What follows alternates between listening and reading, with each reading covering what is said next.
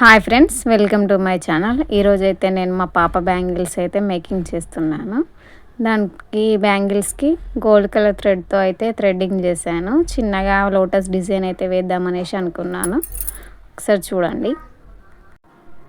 Gold colour thread బ్యాంగిల్పై red and sky blue colour కుందన్స్తో lotus design అయితే ఇవ్వడం జరిగింది.